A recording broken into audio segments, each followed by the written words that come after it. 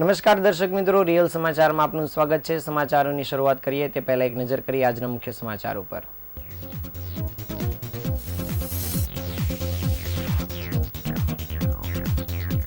સુરતના ટેક્સટાઇલ વિસ્તારમાં ટ્રાફિકની સમસ્યા હલ કરવા માટે પાયલોટ પ્રોજેક્ટ હાથ ધરવામાં આવશે।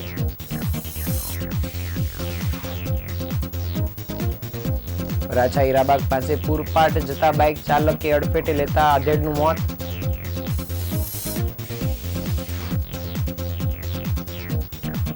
₹100 કરોડથી વધુની ઠગાઈમાં આરોપી એડ્રેસ બદલી આપનાર 2 ઝડપાયા।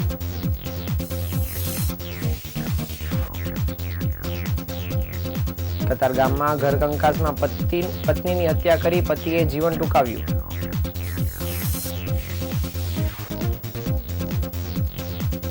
વિશ્વ અને અલથાણના પાનના ગલ્લા તેમજ ચાની દુકાનમાં એસઓજીની ખાસ તપાસ।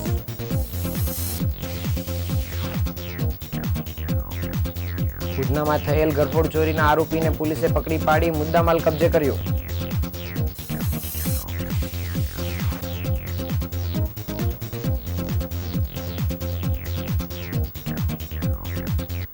સમાચાર વિગતે જોઈએ। સુરતના રિંગ રોડ કાપર માર્કેટ વિસ્તારમાં ટ્રાફિકની સમસ્યા હંમેશા શહેરીજનો માટે માથાનો દુખાવો બની રહે છે। રિંગ રોડ વિસ્તારમાં ઘણી બધી માર્કેટો આવેલી છે ને જ્યાં રોજના 7 લાખથી વધુ લોકોની અવરજવર રહે છે, જેને લઈને પીક અવર્સમાં તો લોકોએ ટ્રાફિકને લઈને ઘણી સમસ્યાનો સામનો કરવો પડે છે। ત્યારે આ વાતને ધ્યાને લઈને સુરત પોલીસ, એસએમસી અને ખાનગી એજન્સી દ્વારા એક પાયલોટ પ્રોજેક્ટ હાથ ધરવામાં આવ્યો છે। રિંગ રોડ ટેક્સટાઇલ વિસ્તારમાં કઈ રીતે ટ્રાફિકની સમસ્યા ઓછામાં ઓછી થઈ શકે તે માટે પોલીસ અને પાલિકાના અધિકારીઓ વચ્ચે વિચારણા કરવામાં આવી હતી, જેમાં આ વિસ્તારમાં વિવિધ એન્જિનિયરિંગ ફેરફારો જેવા કે રિક્ષા માટે પાર્કિંગ અલોટ કરવું, ડિવાઈડર નાના કરવા અને રોડ પહોળા થાય તેવા મુદ્દે પર ધ્યાન દોરવામાં આવ્યું હતું અને મીટિંગમાં ચર્ચા કરવામાં આવી હતી અને આગામી સમયમાં આ અંગે રિપોર્ટ તૈયાર થયા પછી પગલાં ભરવામાં આવશે, જેથી કરીને આ વિસ્તારમાં ટ્રાફિકની સમસ્યા દૂર થાય અને શહેરીજનોને ફાયદો થઈ શકે। આ પાયલોટ પ્રોજેક્ટમાં કિન્નરી સિનેમાથી લઈને દિલ્હી ગેટ સુધીના વિસ્તારનો સમાવેશ કરવામાં આવશે। ત્યારબાદ શહેરના અન્ય વિસ્તારમાં પણ આ રીતનો પ્રોજેક્ટ હાથ ધરવામાં આવશે, જેથી કરીને શહેરીજનોના સમય અને ઈંધણમાં બચત થઈ શકે। આ અંગે એસીપી વીપી ગામિતે જણાવ્યું હતું કે અમે કોર્પોરેશનની ટીમ સાથે રિંગ રોડ અને ટેક્સટાઇલ માર્કેટમાં વિસ્તારમાં સર્ચ કરી રહ્યા છીએ અને ટ્રાફિકની સમસ્યાનો ઉકેલ લાવી શકાય તે માટેની ચર્ચા કરી રહ્યા છીએ। એક મીટિંગનું આયોજન કરવામાં આવ્યું હતું અને ફિલ્ડ વર્ક માટે પણ યોજના બનાવવામાં આવી હતી। એન્જિનિયરિંગ ફેરફાર કરવા માટેની પણ યોજના ઘડવામાં આવી છે, તેમજ ટ્રાફિકને લગતા જે બિનજરૂરી બાબતો છે જેને દૂર કરીને ટ્રાફિકની સમસ્યાને ઉકેલી શકાય તે માટેની પણ આ મીટિંગમાં ચર્ચા કરવામાં આવી હતી, જેથી ટૂંક સમયમાં સર્વે કરીને તમામ સમસ્યાનું નિરાકરણ લાવી આ અંગેની ટ્રાફિક સમસ્યાના ઉકેલ માટેને અમલ કરી શકાય તે માટેનું પણ મીટિંગમાં ચર્ચા કરાઈ હતી। શહેરમાં અલગ અલગ ટ્રાફિકના રીજન દ્વારા ટ્રાફિકની સમસ્યાઓ હલ થાય અને જે કંઈ ટ્રાફિકની રોડ એન્જિનિયરિંગના ચેન્જીસ છે એના માટે અવારનવાર અમારા તરફથી પ્રયત્ન કરવામાં આવી રહ્યા છે। એમાં મને કોર્પોરેશન તરફથી ખૂબ સહકાર મળી રહ્યો છે, જેમાં આજરોજ અમે કોર્પોરેશનની ટીમ તેમજ અન્ય એજન્સીઓ સાથે મળીને એક પાયલોટ પ્રોજેક્ટના ભાગરૂપે આપ સૌ જાણો છો કે ટેક્સટાઇલ માર્કેટનો જે વિસ્તાર છે રિંગ રોડનો, એમાં કિન્નરી સિનેમાથી લઈને દિલ્હી ગેટ સુધીનો આખો જે બેલ્ટ છે ત્યાં ઘણી જગ્યાએ મેટ્રોના કામ ચાલી રહ્યા છે અને હાલ માર્કેટમાં પણ એટલી ટ્રાફિક અને ભીડભાડ હોવાથી ટ્રાફિકની ઘણી સમસ્યાઓ થાય છે। એને કેવી રીતે ઓછી કરવી અને કયા કયા ફેરફાર એમાં જરૂરી છે એની વિચારણા કરવા માટે આજે અમે કોર્પોરેશનની ટીમ સાથે ભેગા થયા હતા। એમાં અલગ અલગ મુદ્દા, જેમાં એન્જિનિયરિંગ ફેરફાર હોય, પાર્કિંગ એલોટમેન્ટ હોય, રિક્ષા માટે અલગ અલગ પાર્કિંગ વ્યવસ્થા અને સ્ટેન્ડ આપવાની વાત હોય કે અન્ય ડિવાઈડરો નાના કરવા, રોડ પહોળા કરવા જેવી બાબત હોય, એમાં ડિટેલમાં ચર્ચા કરવામાં આવી।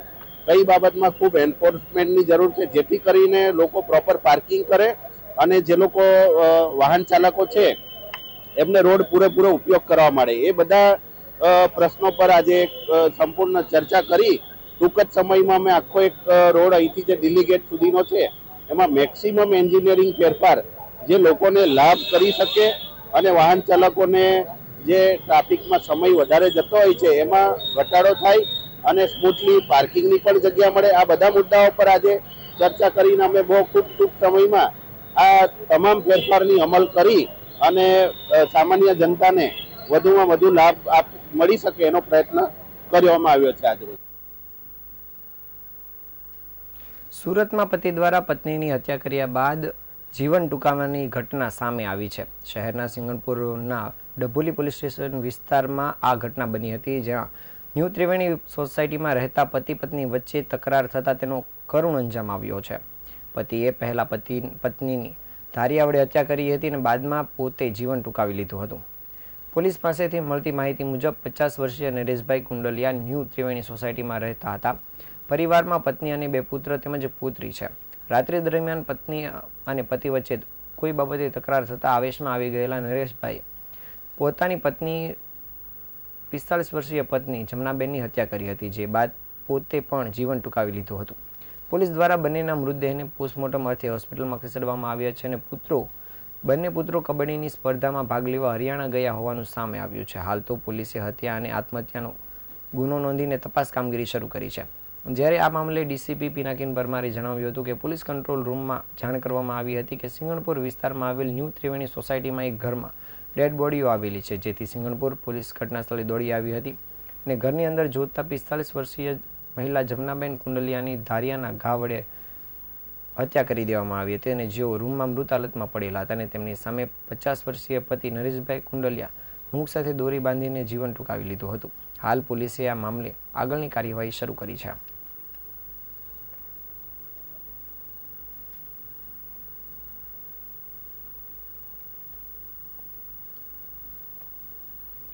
સુરતના મોટા વરાછા થઈ દુબઈથી ચાલતા 111 કરોડના ઓનલાઈન ચીટિંગના પકડાયેલા આરોપી નાનજી બારૈયાએ આધાર કાર્ડમાં એડ્રેસ ચેન્જ કરાવ્યું તે ગ્રાહક સેવા કેન્દ્ર પર સાયબર ક્રાઇમે રેડ કરી હતી અને મામા ભાણેજને પકડી પાડ્યા છે. તેમના લેપટોપમાંથી ભાજપના મહિલા કોર્પોરેટરની ડિજિટલ સહી અને સિક્કા ઉપરાંત 205 ચૂંટણી કાર્ડ અને પાન કાર્ડ સહિતના બોગસ ડોક્યુમેન્ટ મળી આવ્યા છે. આરોપીએ એસએમસીમાં આધાર કાર્ડ અને ચૂંટણી કાર્ડમાં એડ્રેસ ચેન્જ કરાવવામાં બોગસ ડોક્યુમેન્ટ બનાવી અપલોડ કરી દેતા હતા. સાયબર ક્રાઇમના કર્મી યોગેશે વરાછા પોલીસ સ્ટેશનમાં ફરિયાદ આપતા પોલીસે કેન્દ્રના સંચાલક ભાવેશ ગજેરા અને તેમના ભાણેજ પ્રતિક કોલડિયા સામે ગુનો નોંધી તેની ધરપકડ કરી છે. કોર્ટે બંનેના 3 દિવસના રિમાન્ડ આપ્યા છે અને બંને આરોપી મહિલા કોર્પોરેટરની જાણ બહાર ડિજિટલ સહી સિક્કા મેળવીને ખેલ કરતા હતા. સાયબર ક્રાઇમની બંને ટીમે 2 દિવસ પહેલા જ વરાછા વૃંદાવન સોસાયટીના ગ્રાહક સેવા કેન્દ્ર પર દરોડા કર્યા હતા અને સેન્ટરમાંથી 2 laptop, 3 mobile phone, fingerprint device તેમજ વેબકેમ સહિત 1,33,000નો મુદ્દામાલ જપ્ત કર્યો છે.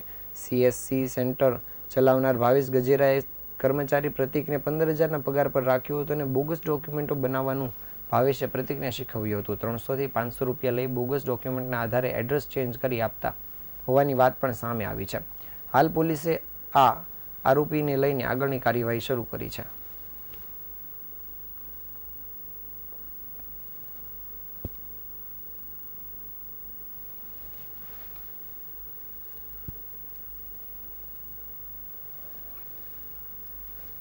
સુરતના હીરાબાગ નજીક એક પૂરપાટ જતા બાઇક ચાલકે અન્ય બાઇકને અડફેટે લેતા આધેડ બાઇક ચાલકનું મોત નીપજ્યું હતું.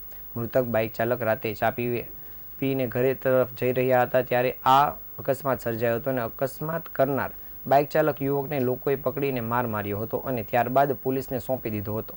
અત્રે ઉલ્લેખનીય છે કે મૃતક આધેડની દીકરીના 3 મહિના બાદ લગ્ન છે અને પરિવારમાં કમાનાર આ એક જ હતા, જેથી પરિવારનો આધાર છીનવાઈ ગયો છે. મૂળ સૌરાષ્ટ્રના અને એકે રોડ પર આવેલ વિશ્વકર્મા સોસાયટીમાં 49 વર્ષીય પ્રકાશભાઈ સાસપરા પરિવાર સાથે રહેતા હતા. પરિવારમાં 2 દીકરી અને એક 15 વર્ષીય દીકરો છે. પ્રકાશભાઈ કડિયા કામ કરી ગુજરાન ચલાવતા હતા. એક દીકરીના લગ્ન થઈ ગયા છે અને નાની દીકરીના આગામી માર્ચ મહિનામાં લગ્ન થવાના છે. જોકે તે પહેલા જ પ્રકાશભાઈ અકસ્માતનો ભોગ બન્યા હતા અને મોતને ભેટ્યા હતા. મોડી રાત્રે 12 વાગ્યે પ્રકાશભાઈ મિત્ર કેતન સાથે બાઇક પર ચા પીવા માટે ગયા હતા. દરમિયાન ત્યાંથી પરત ફરતી વખતે ઘરની થોડી દૂર હતા ત્યારે હીરાબાગ નજીક પસાર થતા હતા ત્યારે અશ્વનીકમા રોડ સાઇડથી પૂરપાટ ઝડપે એક બાઇક ચાલક આવ્યો હતો અને પ્રકાશભાઈને બાઇકથી ટોક્કર મારી હતી. પ્રકાશભાઈ રોડ પર પટકાયા હતા અને માથાના ભાગે ગંભીર ઈજા થતાં તેમનું ઘટનાસ્થળે જ મૃત્યુ થયું હતું. ત્યારે પાછળ બેસેલા યુવકને પગમાં ઈજા થઈ હતી. અકસ્માતના પગલે લોકો એકઠા થઈ ગયા હતા અને અકસ્માત કરનાર બાઇક ચાલકને પકડી પાડ્યો હતો. ત્યારબાદ લોકોએ આરોપી યુવકને ફટકાર્યો હતો અને ઘટના અંગે પોલીસને જાણ કરી કાપોદ્રા પોલીસને આ આરોપીને સોંપ્યો હતો. જ્યારે કાપોદ્રા પોલીસે મૃતદેહને પોસ્ટમોર્ટમ અર્થે સ્મીમેર હોસ્પિટલમાં ખસેડ્યો હતો અને કાપોદ્રા પોલીસે બાઇક ચાલક આરોપી અર્જુન વિરુદ્ધ ગુનો નોંધી ધરપકડ કરી આગળની કાર્યવાહી શરૂ કરી છે.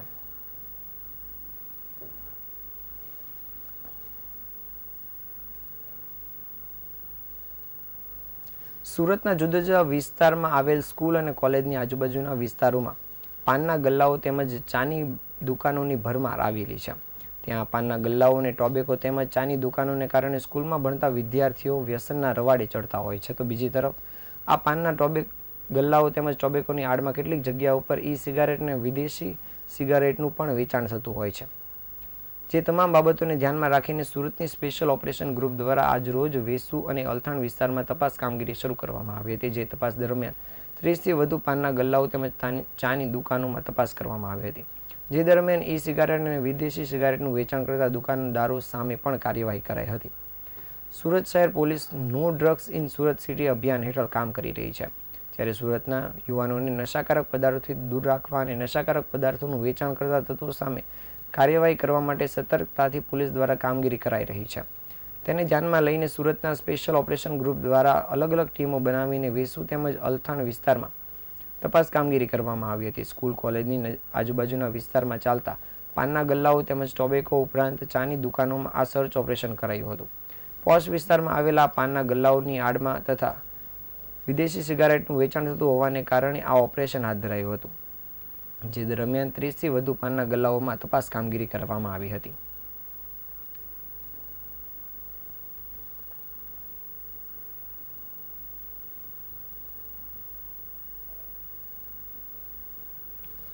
ઘરફોડ ચોરીના આરોપીને ઉધના પોલીસે સોના ચાંદીના દાગીના અને રોકડ સહિતના મુદ્દામાલ સાથે પકડી પાડ્યો છે.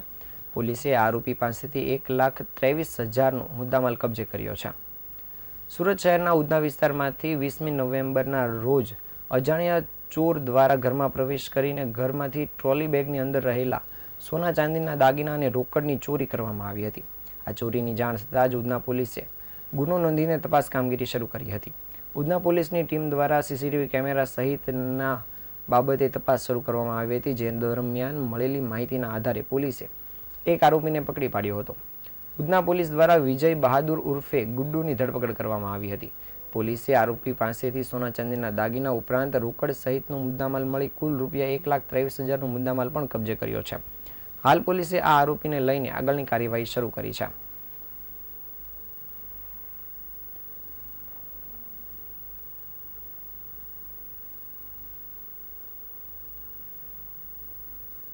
ગાંધીનગરના યુવક સેવા અને સાંસ્કૃતિક પ્રવૃત્તિઓ વિભાગ દ્વારા આયોજિત તેમજ જિલ્લા યુવા વિકાસ અધિકારીની કચેરી દ્વારા રાજ્યકક્ષાની નવરાત્રિ રાસ ગરબા સ્પર્ધા 2024નું આયોજન કરવામાં આવ્યું હતું.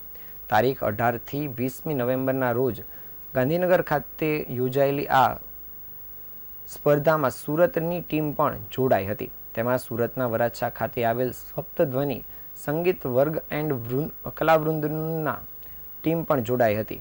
આ કલાવૃંદના અર્વાચીન ગરબો રજૂ કરવામાં આવ્યો હતો, જેમાં ડૉક્ટર હેમાંગી વ્યાસ લિખિત અને સ્વરાંકન કરેલો ગરબો સમગ્ર રાજ્યકક્ષાએ તૃતીય ક્રમાંક પ્રાપ્ત કર્યો છે.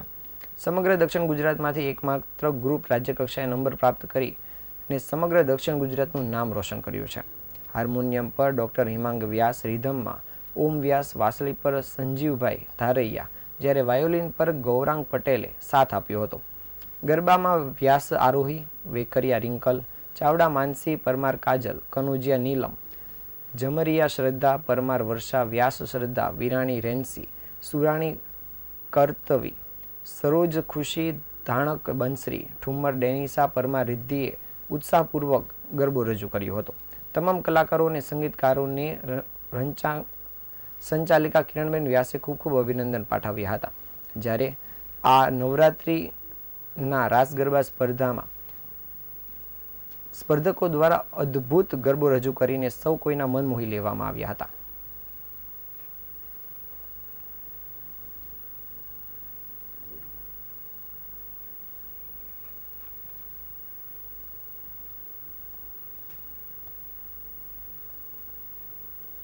આખરે 5 દિવસ બાદ સુરત જિલ્લા આરોગ્ય વિભાગે નકલી હોસ્પિટલને સીલ કરવામાં આવી છે. સુરતના પાંડેસરા વિસ્તારમાં આવેલી હોસ્પિટલ બોગસ હોસ્પિટલ હોવાનું સામે આવ્યું હતું ને જેમાં ફરી વખત સીલ મારવામાં આવ્યું છે. આ સાથે જ હોસ્પિટલની બહાર નોટિસ લગાવીને આરોગ્ય વિભાગે સંચાલકને 7 દિવસમાં સંબંધિત દસ્તાવેજો અને તમામ વિગતો રજૂ કરવા જણાવાયું છે. આ નકલી હોસ્પિટલ 2 નકલી ડોક્ટરોને દારૂની હેરાફેરીમાં સામેલ ડોક્ટરના ભરોસે શરૂ કરવામાં આવી હતી. અહીં પહેલા મહાલક્ષ્મી થિયેટર હતું જે 2011માં બંધ થયું હતું. ઉદ્ઘાટનના 15 દિવસ પહેલાં જ અહીં હોસ્પિટલ શરૂ કરવા માટેના કામની શરૂઆત થઈ હતી. હોસ્પિટલ માટેનો ભાડા કરાર બોગસ ડોક્ટરના નામે કરવામાં આવ્યો હતો. 2 બોગસ ડોક્ટર અને દારૂની હેરાફેરીમાં સામેલ એક ડોક્ટરે આ રેન્ટ એગ્રીમેન્ટ કર્યું હતું. બોગસ તબીબ બબલુ શુક્લા, રાજારામ દુબે અને ડોક્ટર જીપી મિશ્રાના કરારનામાથી લોકો પણ આશ્ચર્યમાં છે, કારણ કે અગાઉ 2 નકલી ડોક્ટરોની ધરપકડ થઈ ચૂકી છે. તેમ છતાં ક્લિનિક છોડી હોસ્પિટલ શરૂ કરવા જઈ રહ્યા હતા. આ લોકોએ સપ્ટેમ્બર માસમાં ભાડા કરાર બનાવ્યો હતો.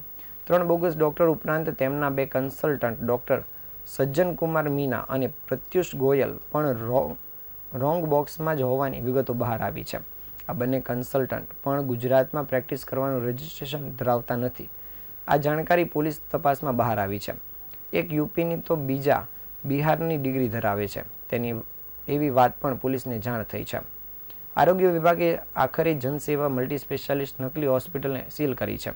હોસ્પિટલની બહાર અધિકારીઓની ટીમે નોટિસ પણ લગાવી છે અને ક્લિનિકલ એસ્ટાબ્લિશમેન્ટ એક્ટના ભંગ હેઠળ આ કાર્યવાહી હાથ ધરવામાં આવી છે. 7 દિવસમાં હોસ્પિટલ શરૂ કરનારા લોકોને તમામ પ્રકારના દસ્તાવેજો રજૂ કરવા પડશે અને બપોર આરોગ્ય વિભાગની ટીમે ઘટના સ્થળ પર પહોંચી અને સમીક્ષા કર્યા બાદ આખરે સાંજે હોસ્પિટલને સીલ માર્યું હતું.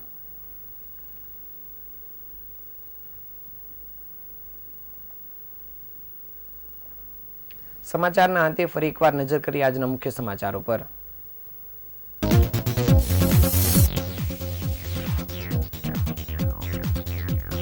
સુરતના ટેક્સટાઇલ વિસ્તારમાં ટ્રાફિકની સમસ્યા હલ કરવા પાયલોટ પ્રોજેક્ટ હાથ ધરવાશે.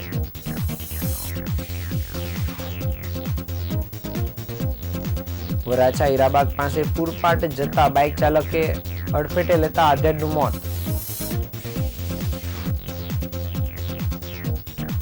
100 કરોડથી વધુની ઠગાઈમાં આરોપીને એડ્રેસ બદલી આપનાર 2 ઝડપાયા.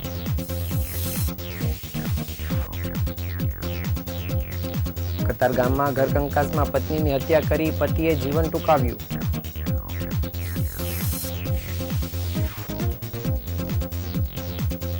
વેસુ અને અલથાણના પાનના ગલ્લા તેમજ ચાની દુકાનમાં એસઓજીની તપાસ.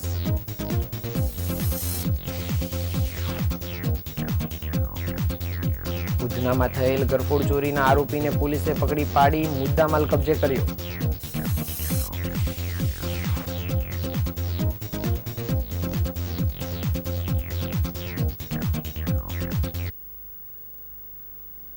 આ હતા અત્યાર સુધીના સમાચાર. નવા સમાચાર સાથે ફરી મળીશું. ત્યાં સુધી રજા આપશો. નમસ્કાર.